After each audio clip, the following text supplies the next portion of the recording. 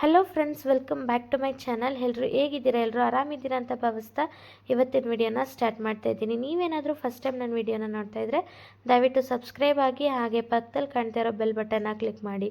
ಈ ರೀತಿ ಮಾಡೋದ್ರಿಂದ ನಾನು ಹಾಕೋ ವಿಡಿಯೋ ನಿಮಗೆ ನೋಟಿಫಿಕೇಷನಲ್ಲಿ ಬರುತ್ತೆ. ಇವತ್ತಿನ ವಿಡಿಯೋದಲ್ಲಿ ನಾನು ಹೋಮ್ ಮೇಡ್ ಮಿಕ್ಸ್ಚರ್ ಮಾಡ್ತಾಯಿದ್ದೀನಿ. ಯಾವ ರೀತಿ ಮಾಡಿದೆ ನೋಡೋಣ ಬನ್ನಿ. ನಾನಿಲ್ಲಿ ಮೀಡಿಯಮ್ ಕಪ್ ಅಳತೆದ 3 ಅಳತೆ ಅಷ್ಟು ಕಡಲೆ ಹಿಟ್ಟು ಹಾಕೋತಾ ಇದ್ದೀನಿ. ಅದೇ ಕಪ್ ಅಳತೆಯಲ್ಲಿ 1 ಕಪ್ಪು ಅಕ್ಕಿ ಹಿಟ್ಟು ಹಾಕ್ತಾಯಿದ್ದೀನಿ. ಅಕ್ಕಿ ಹಿಟ್ಟು ಹಾಕೋದ್ರಿಂದ ಮಿಕ್ಸ್ಚರ್ ತುಂಬ ಕ್ರಿಸ್ಪಿಯಾಗಿ ಬರುತ್ತೆ. ಸ್ವಲ್ಪ ಅರಿಶಿನ ಪುಡಿ, ಹಾಗೆ ಖಾರಕ್ಕೆ ಎಷ್ಟು ಬೇಕೋ ಅಷ್ಟು ಖಾರದ ಪುಡಿ ಹಾಕ್ಕೊಳ್ಳಿ. ನಾನಿಲ್ಲಿ 1.5 ಚಮಚದಷ್ಟು ಖಾರದ ಪುಡಿ ಹಾಕ್ತಾಯಿದ್ದೀನಿ. ಹಾಗೆ ಒಂದು ಕೈಯಲ್ಲಿ ಅಜ್ವಾನ ತೊಗೊಂಡು ಈ ಥರ ಕ್ರಷ್ ಮಾಡಿ ಪುಡಿ ಮಾಡಿ 1 ಟೇಬಲ್ ಸ್ಪೂನಷ್ಟು ಅಜ್ವಾನ ಹಾಕೋತಾ ಇದ್ದೀನಿ. ಹಾಗೆ ರುಚಿಗೆ ಎಷ್ಟು ಬೇಕೋ ಅಷ್ಟು ಉಪ್ಪು ಹಾಕ್ತಾಯಿದ್ದೀನಿ. ನೀವು ಉಪ್ಪು ನೋಡಿ ಹಾಕ್ಕೊಳ್ಳಿ, ತುಂಬ ಉಪ್ಪು ಹಾಕೋದು ಬೇಡ. ಇವಾಗ ಎಣ್ಣೆನ ಕಾಯಿಸಿ ಹಾಕ್ತಾಯಿದ್ದೀನಿ. ಎಣ್ಣೆ ಈ ಥರ ಕಾಯಿಸಿ ಹಾಕೋದ್ರಿಂದ ಮಿಕ್ಸ್ಚರ್ ತುಂಬ ಚೆನ್ನಾಗಿ ಬರುತ್ತೆ. ಎಣ್ಣೆ ಬಿಸಿ ಇರೋದ್ರಿಂದ ಸ್ವಲ್ಪ ಸೌಟ್ ತೊಗೊಂಡು ಇದನ್ನು ಎಲ್ಲ ಡ್ರೈ ಥರ ಒಂದ್ಸಲಿ ಮಿಕ್ಸ್ ಮಾಡ್ತಾಯಿದ್ದೀನಿ ನೀಟಾಗೆ. ಈ ಥರ ನೀಟಾಗೆಲ್ಲ ಮಿಕ್ಸ್ ಮಾಡಾದಮೇಲೆ ಉಪ್ಪು ಖಾರ ಎಲ್ಲ ಹೊಂದ್ಕೊಳ್ಳುತ್ತೆ. ಆವಾಗ ಕೈಯಿಂದ ಈ ಥರ ಕಲಸಿ ನೋಡಿ. ನೀವು ಹಿಂಗೆ ಮಿತ್ಕೆ ಮಾಡಿದ್ರೆ ಅದು ನಿಮ್ಮ ಕೈಗೆ ಅಂಟಬಾರ್ದು. ಆ ಥರ ಇದ್ದಾಗ ನೀವು ಸ್ವಲ್ಪ ಸ್ವಲ್ಪನೇ ನೀರು ಹಾಕಿ ಮಿಕ್ಸ್ ಮಾಡ್ಕೋಬೇಕಾಗತ್ತೆ. ನೋಡಿ, ಈ ಥರ ಮಿತ್ಕೆ ಆಗಬೇಕು. ಹಿಟ್ಟು ರೆಡಿಯಾಗಿದೆ. ಇವಾಗ ಇದಕ್ಕೇ ಸ್ವಲ್ಪ ಸ್ವಲ್ಪ ನೀರು ಹಾಕಿ ಚಪಾತಿ ಹಿಟ್ಟು ಅದಕ್ಕೆ ಕಲಿಸ್ಕೊಂಡ್ರೆ ಸಾಕು. ತೀರಾ ತೆಳ್ಳಗೂ ಬೇಡ, ತೀರಾ ಗಟ್ಟಿನೂ ಬೇಡ. ನೋಡಿರಿ, ಈ ರೀತಿ ಕಲಿಸ್ಕೋಬೇಕು.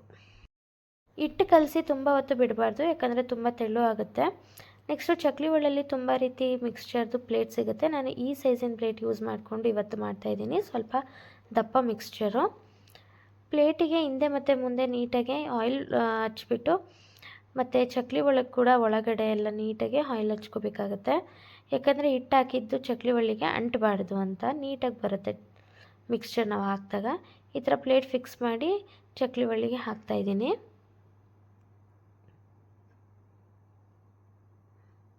ನೋಡ್ತಾ ಇರ್ಬೋದು ಎಷ್ಟು ನೀಟಾಗಿ ಆಯಿಲ್ ಅಪ್ಲೈ ಆಗಿದೆ ಅಂತ. ಇವಾಗ ಇದನ್ನು ಹಿಟ್ಟು ಹಾಕಿದ್ಮೇಲೆ ಪ್ರೆಸ್ ಮಾಡೋಕ್ಕಾಗ್ತೀವಲ್ಲ, ಈ ಸೈಡು ಸ್ವಲ್ಪ ಎಣ್ಣೆ ಹಚ್ಕೋಬೇಕು. ನೆಕ್ಸ್ಟು ಸ್ವಲ್ಪ ಸ್ವಲ್ಪನೇ ಹಿಟ್ಟು ತೊಗೊಂಡು ಚಕ್ಲಿ ಒಳಗಡೆ ಹಾಕ್ತಾಯಿದ್ದೀನಿ.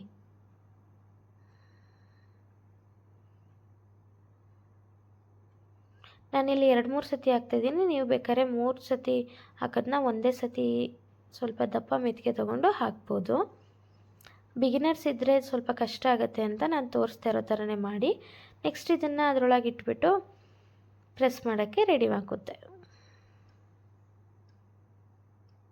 ನೀಟಾಗಿ ಅದನ್ನು ಇಟ್ಟು ಈ ಥರ ತಿರುಗಿಸ್ಕೊಂಡು ಲಾಕ್ ಮಾಡ್ಕೋಬೇಕಾಗತ್ತೆ. ಅಷ್ಟರಲ್ಲಿ ಒಂದು ಕಡೆ ಬಾಣಲಿಲಿ ಎಣ್ಣೆ ಕಾಯಕ್ಕಿಡಿ. ಸ್ವಲ್ಪ ಹಿಟ್ಟು ಹಾಕಿ ನೋಡಿ, ಅದು ತೇಲ್ ಬಂತು ಅಂದರೆ ಎಣ್ಣೆ ಚೆನ್ನಾಗಿ ಕಾದಿದೆ ಅಂತ.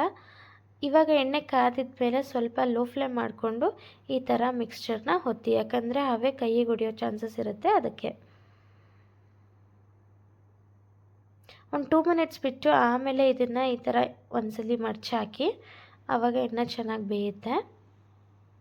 ನೀವು ಹಾಕಿದ ತಕ್ಷಣ ಮಡ್ಚೋಕ್ಕಾಗೋದ್ರೆ ಎಲ್ಲ ಕಟ್ ಆಗುತ್ತೆ, ಮತ್ತು ತೆಗಿಯೋಕ್ಕೂ ಕಷ್ಟ ಆಗುತ್ತೆ ಬಾಣಲಿಯಿಂದ. ನೋಡಿ ಯಾವ ರೀತಿ ಬಂದಿದೆ ಅಂತ, ತುಂಬ ಚೆನ್ನಾಗಿ ಬಂತು. ನೋಡಿ, ಈ ಥರ ಕಟ್ ಪೀಸ್ ಆಗುತ್ತೆ ನೀವು ಆವಾಗಲೇ ಮಡ್ಚೋಕ್ಕೆ ಹೋದರೆ. ಸೊ ಅದರಿಂದ ಹಾಕಿ ಒಂದು 2 ನಿಮಿಷ ಬಿಟ್ಟ ಮೇಲೆ ನೀವು ತಿರುಗಿಸಾಕಿ. ಫಸ್ಟ್ ರೌಂಡ್ ಆಯಿತು, ಈಗ ಸೆಕೆಂಡ್ ರೌಂಡ್ ಬಿಡ್ತಾಯಿದ್ದೀನಿ.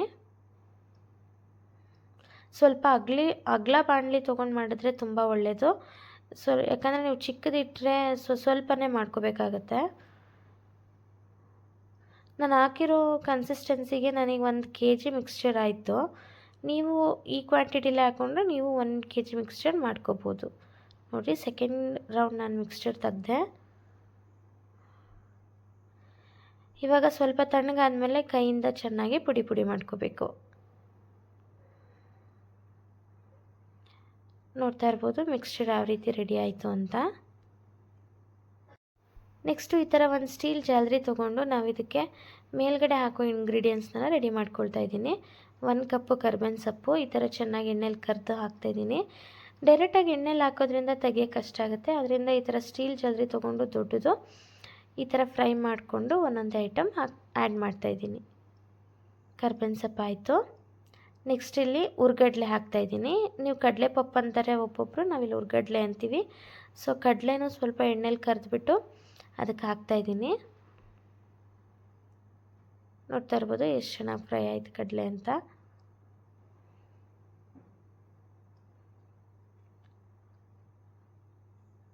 ನೆಕ್ಸ್ಟ್ ಕಡಲೆ ಬೀಜ ಹಾಕ್ತಾಯಿದ್ದೀನಿ. ಕಡಲೆ ಬೀಜನೂ ಅಷ್ಟೇ ಸ್ವಲ್ಪ ಹೈ ಫ್ಲೇಮಲ್ಲಿ 2 ಮಿನಿಟ್ಸ್ ಚೆನ್ನಾಗಿ ಕರೀರಿ, ಇಲ್ಲಾಂದರೆ ಹಸಿ ಹಸಿ ಅನಿಸುತ್ತೆ. ನೀವು ಇದನ್ನು ಫ್ರೈ ಮಾಡ್ಬೇಕಾದ್ರೆ ಯಾವಾಗಲೂ ಆಯಿಲ್ಲು ಹೈ ಫ್ಲೇಮಲ್ಲೇ ಕಾಯ್ತಾ ಇರಬೇಕು. ನೆಕ್ಸ್ಟ್